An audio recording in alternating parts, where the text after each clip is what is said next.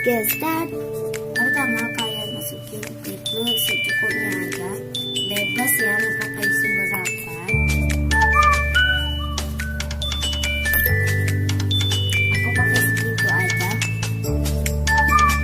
Yang kedua kalian masukin ini sedikit satu sayur.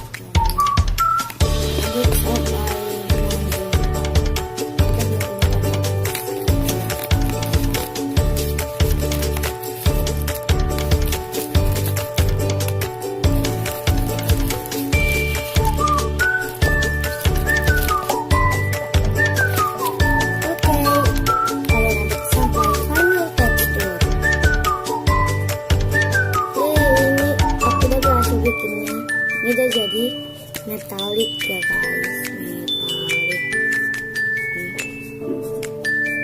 Tapi ini nggak terlalu kelihatan metaliknya. Kalau di aslinya metaliknya kelihatan.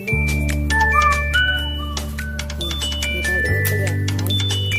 Bagus kan hasilnya? Mirip seperti yang ini tadi.